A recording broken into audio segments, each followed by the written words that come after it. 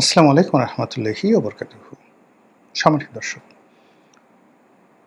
আলোচিত জুলাই বিপ্লবী বা জুলাই যোদ্ধা এবং নতুন রাজনৈতিক দল এনসিপির শীর্ষস্থানীয় নেতা জনাব সার্জিস এবং জনাব নাসিরউদ্দিন পাটোয়ারি। সাম্প্রতিক সময়ে তারা যে রাজনৈতিক বিপত্তির মধ্যে পড়েছেন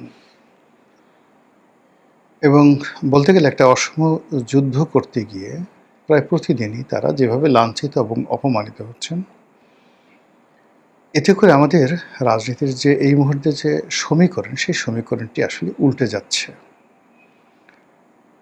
মূল ব্যাপার হলো যখনই আপনি কাউকে তুচ্ছ-তাচ্ছিল্য করবেন, ওটা যাকে আপনি তুচ্ছ-তাচ্ছিল্য করবেন তার জন্য একটা আশীর্বাদ হিসেবে দেখা দেয়। ফলে এখন সার্জিসকে এবং নাসিরউদ্দিন পাটোয়ারিকে যেভাবে পিটুনি দেওয়া হচ্ছে, আহত করা হচ্ছে, এতে করে তারা তাদের স্ব অবস্থানে আরও বড় হয়ে যাবে।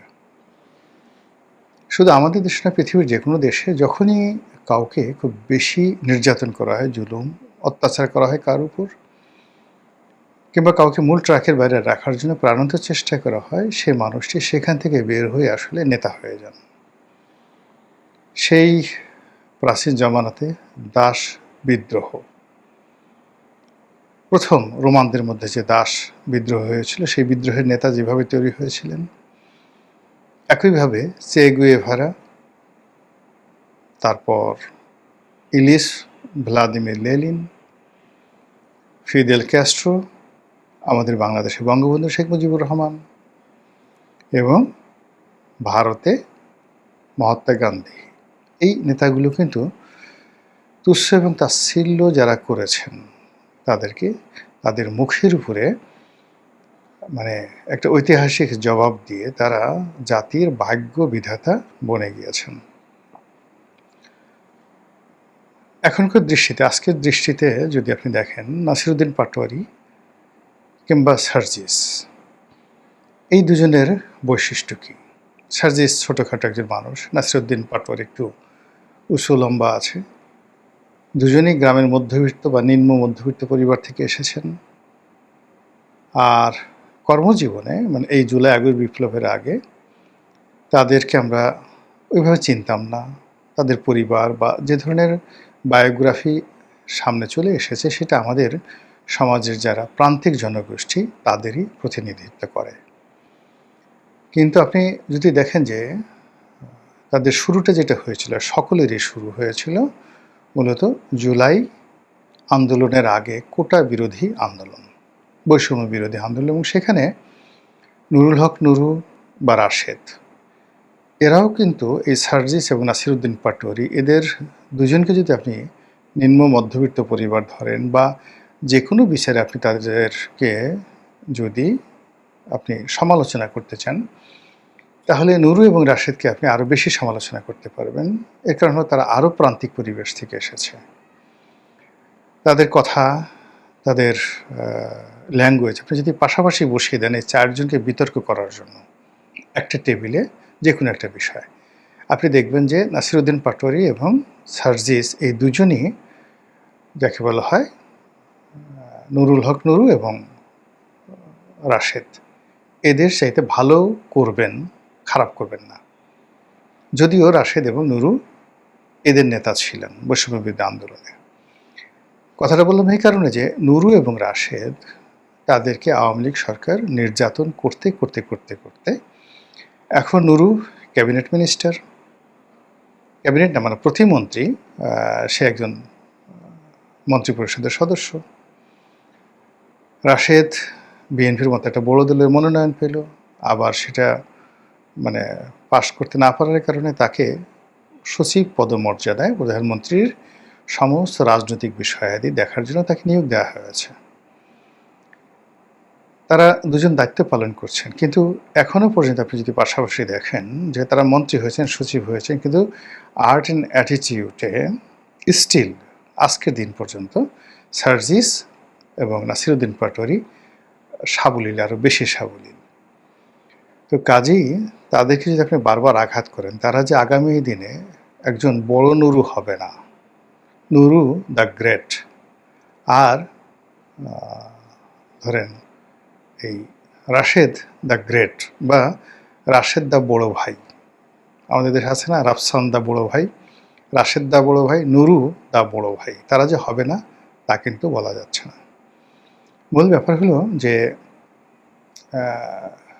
সার্জিস কি করছে জানি না। সার্জিস ছোটোখাটো তার যে সে সাধারণত বাজে কোনো কথা বলে না, কিন্তু যাকে বলা হয় নাসিরুদ্দিন পাটোয়ারি সে সমালোচনা করেন, কিন্তু সেখানে কোনো অশ্লীল শব্দ উচ্চারণ করছে বা ওরকম হাদি যেভাবে আজে বাজে কথাবার্তা বলতো ওই ধরনের আজে বাজে কোনো কথা আমি এখন পর্যন্ত তার মুখ দিয়ে শুনি না। কিন্তু সে টু দি পয়েন্টে যে বিষয়গুলো মেনশন করে, যে বিষয়গুলো পয়েন্ট আউট করে আর যে বিষয়গুলো জনগণের সামনে তুলে নিয়ে আসে, এগুলোর মানে যে একেবারে অসত্য, মানে এগুলো অপ্রিয়, প্রচণ্ড অপ্রিয়, অনেক ক্ষেত্রে সৌজন্যবিহীন। এগুলোর কোনো সৌজন্য নেই, আমাদের সমাজের যে প্রথা তার বিরুদ্ধ। কিন্তু সে যে কথাগুলো বলছে এগুলো যে অসত্য, এটা আমরা বুকে হাত দিয়ে বলতে পারছি না। ফলে কি হলো, যাদেরকে তিনি আঘাত করছেন নাসিরুদ্দিন পাটোয়ারি, তারা সঙ্গত কারণে কষ্ট পাচ্ছেন, গালাগালি করছেন, প্রতিশোধ নেওয়ার চেষ্টা করছেন। কিন্তু এই কথাগুলো শুনে বিএনপিরই অনেক লোক টেলিফোন করে তাকে বলছে, বেটা আরও বল, আরও বল, কী চাস, আমরা আছি তোর সঙ্গে বা তোমার সঙ্গে বা আপনার সঙ্গে, যে যার সঙ্গে তার যেমন সম্পর্ক, আরও বল, আরও বল। তারপর তার দলের যারা লোকজন তারা তো পিছন থেকে বলে, আরে বাঘের বাচ্চা, বাঘের বাচ্চা। এইভাবে নাসিরুদ্দিন পাটোয়ারি ছাড়া এই কথা কে বলতে পারবে? মানুষের চরিত্র হলে কি জানেন, মানুষ সবসময় তাফালিং পছন্দ করে, তাফালিং করতে চায়। তাফালিং মানে মাস্তানি করতে চায়, এটা ভীষণ রকম আনন্দ। আপনারা নিজেরা ছোটোকালে চিন্তা করে দেখেন, খুব ছোটোকালে আপনাদের আসলে ডাক্তার, ইঞ্জিনিয়ার, পাইলট এইগুলো হওয়ার কথা আপনি এমনি ক্লাসে বলতেন, কিন্তু আপনার কি হতে ইচ্ছা করত? আপনার একটা মাস্তান হতে ইচ্ছা করত। আপনি দূর থেকে মাস্তান দেখতে পছন্দ করতেন। আপনার আশেপাশের যত অনিয়ম, অত্যাচার, জুলুম, এগুলো আপনি আপনার মাস্তানি দ্বারা ভেঙে চুরে চুরমার করে দিতে চাইতেন। তো আপনি সুযোগ পাননি বা আপনার সে সাহস হয়নি বা আপনাকে এই ধরনের কোনো কেউ প্রেস করেনি। কিন্তু যারা একবার সুযোগ পেয়েছে এবং মানুষের প্রশংসা পেয়েছে, তারা এক একজনে হাজি মাস্তান হয়ে গেছেন, দাউদ ইব্রাহিম হয়ে গেছেন, ছোট শাকিল হয়ে গেছেন, আরও অনেক কিছু।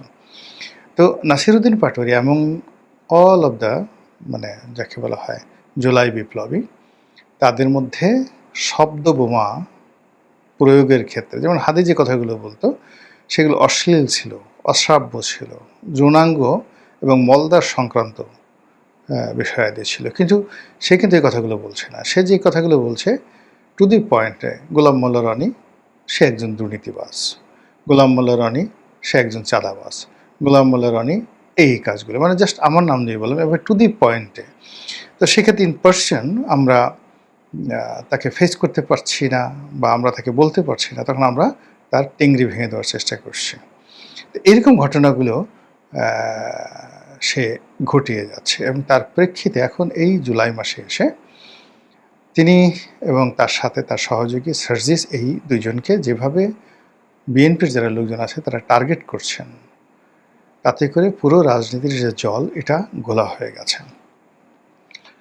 বিএনপি এখানে ত্রিমাত্রিক কৌশল করছে। প্রথম কৌশল হলো সার্জিসকে এবং নাসিরুদ্দিন পাটোয়ারিকে আলাদা করে দেওয়া। 2 নম্বর হলো নাসিরুদ্দিন পাটোয়ারিকে 1 নম্বর টার্গেট করে এনসিপিকে বলে দেওয়া হয়েছে যে আপনারা একে বাদ দেন, do everything without Nasiruddin Patwari.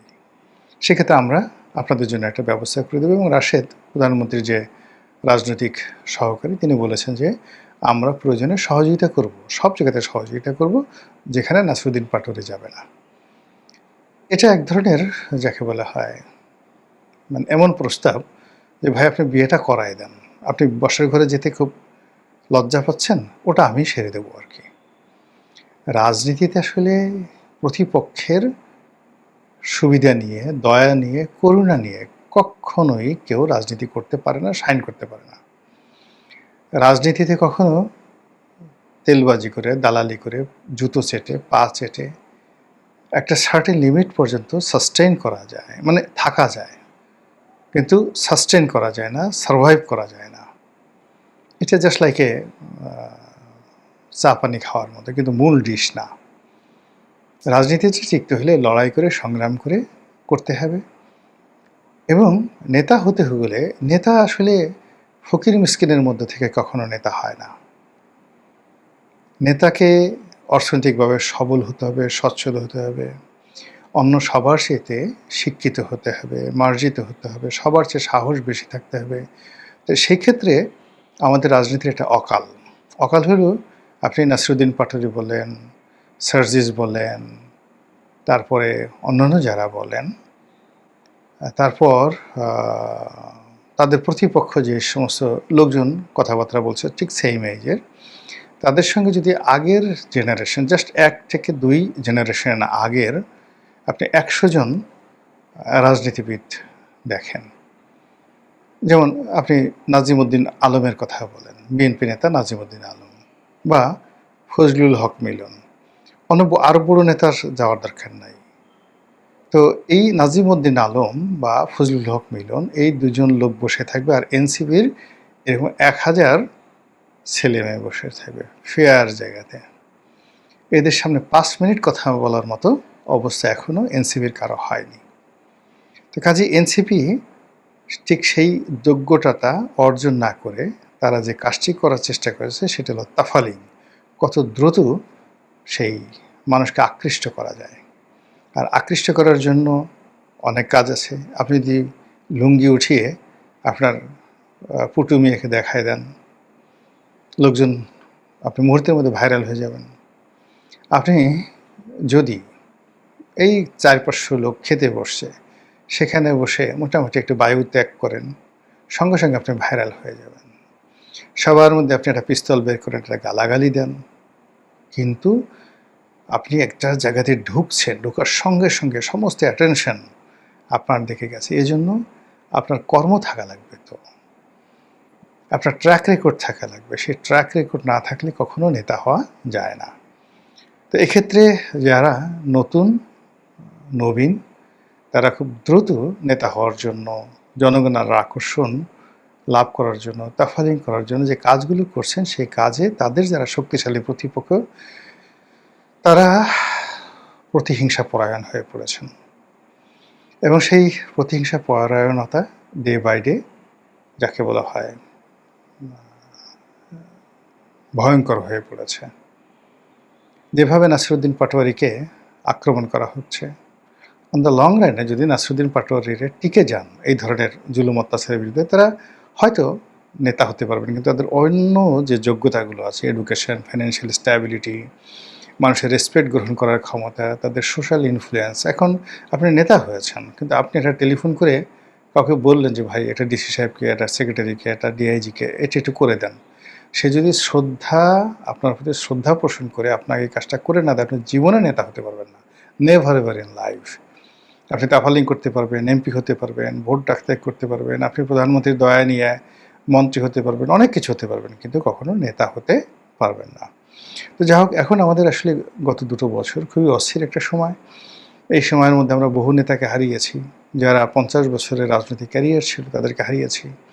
আবার বহু নেতাকে আমরা পেয়েছি যাদের 5 মাসেরও রাজনৈতিক ক্যারিয়ার ছিল না। আর এই সময়টাতে আমরা যাদেরকে দেখছি, পক্ষে এবং বিপক্ষে, অনেককেই আমরা অনেক কথা বলতে পারছি না, অনেক কিছু আমাদের সহ্য হচ্ছে না, অঙ্গ জ্বলে যাচ্ছে, এবং আমরা স্পষ্টতই একটা অস্থির এবং অরাজক রাজনৈতিক যে পরিস্থিতি, সেই পরিস্থিতির মধ্যে পড়ে যাচ্ছি।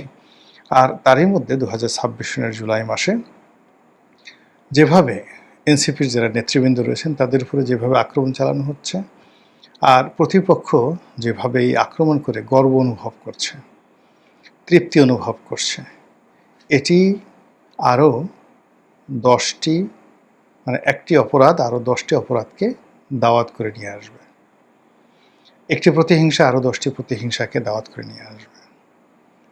এবং আমাদের এই সমাজে যখনই মানে দুর্বলের পক্ষ থেকে কোনো আঘাত আসে, ও আঘাতটা মারাত্মক হয়, মরণ কামড় হয়। যে কোনো দুর্বল সাধারণত আক্রমণ করে না, কিন্তু দুর্বল যখন আক্রমণ করে তখন কিন্তু সেটা মারাত্মক হয়। আপনি চিন্তা করুন, ভারতবর্ষের ইতিহাসে যদি আয়রন লেডি বলা হয়, সর্বকালের সবচেয়ে কঠিন, কঠোর এবং নির্মম নিষ্ঠুর কোনো রাজনৈতিক নেতা থাকেন ভারতের ইতিহাসে, তিনি ইন্দিরা গান্ধী। আচ্ছা বলেন তো, তাকে কে মেরেছিল? একজন দুর্বল মানুষ, তার বডিগার্ড, সারাক্ষণ যে মাথা নুয়ে থাকতো সে তাকে মেরেছিল। আচ্ছা, নথুরাম গডস কে ছিলেন? মহাত্মা গান্ধীকে যিনি গুলি করেছিলেন, তিনি একজন বিপ্লবী ছিলেন, কিন্তু তিনি বহু কাল ধরে, বহু বছর ধরে মহাত্মা গান্ধীর আশ্রমে যেতেন, বসে থাকতেন, দিনের পর দিন তার বক্তব্য শুনতেন এবং তার একান্ত ভক্ত লোক ছিলেন, দুর্বল একজন মানুষ। তো দুর্বল একজন মানুষ যখন কাউকে আক্রমণ করে, প্রতিহিংসাপরায়ণ হয়ে যায়, তখন সেটা খুব ভয়ঙ্কর হয় যে কোনো দুর্বলের। এখন নাসিরুদ্দিন পাটোয়ারিকে যদি আপনি দুর্বল মনে করেন, সার্জিসকে দুর্বল মনে করেন, তো সেক্ষেত্রে এই দুর্বল মানুষগুলো যখন বলছে যে আমি তারেক রহমান সাহেবকে প্রতিশোধ নেব, তারেক রহমান সাহেব এটা খুব আমার রক্ত ঝরিয়েছে, খুব খারাপ কাজ করছে, তাকে কাফফারা দিতে হবে, তাকেও রক্ত দিতে হবে। আপনি বোঝার চেষ্টা করেন, এই যে জিঘাংসা, এই জিঘাংসা কতটা ভয়ানক প্রতিক্রিয়া তৈরি করতে পারে। আপনি ইতিহাস পড়লে দেখুন, আমি অন্তত ২০ জন মানে লোকের নাম বলতে পারবো আপনি যাদেরকে একেবারে তুচ্ছ তাচ্ছিল্য করেছেন। যেমন হযরত উমরকে যে হত্যা করেছে, হযরত আলীকে যারা হত্যা করেছে, আপনি এটা পড়ে দেখেন। মানে কোনো তুচ্ছ তাচ্ছিল্য করে একেবারে সাধারণ মানুষ, যে কখনো কল্পনাই করেনি যে এই লোক হযরত আলীকে হত্যা করতে পারে, এই লোক হযরত উমরকে হত্যা করতে পারে। মানে ওমর আরও ঠাট্টা করে, ওই যে হত্যাকারী তাকে ঠাট্টা করে একদিন একটা কথা বলেছিল, তুমি তো ভাবসাব এমন দেখাচ্ছ, কথাবার্তা বলছো, মনে হয় যেন তুমি আমাকে মেরেই ফেলবে। অথচ তার হাতে তার কিন্তু মৃত্যু হয়েছে, জঘন্যভাবে মৃত্যু হয়েছে। তো কাজে এখানে আমি মনে করি রাজনীতিতে প্রতিহিংসা সৃষ্টি করতে হয় না, অসম কোনো যুদ্ধ করতে হয় না, এবং দুর্বলদেরকে কখনো খেপাতে হয় না। শেখ হাসিনা যাদেরকে খেপিয়েছিলেন, বৈষম্য বিরোধী আন্দোলনের নেতৃবৃন্দ, তখনও পর্যন্ত তারা তাকে আম্মা ডাকতেন, বঙ্গবন্ধুকে জাতির পিতা বলতেন, বঙ্গবন্ধুর বাংলায় অনাচার হবে না ইত্যাদি স্লোগান দিতেন। আর শেখ হাসিনা বারবার শুধু তাদেরকে তুচ্ছ এবং তাচ্ছিল্য করেছেন। আর সেই তুচ্ছ তাচ্ছিল্যের পরিণামটা কী হয়েছে নিঃসন্দেহে আমরা সবাই খুব ভালো করে জানি। আশা করি বর্তমান সরকার অনুরোধ, কোনো অবস্থাতেই কাউকে তুচ্ছ এবং তাচ্ছিল্য করবেন না।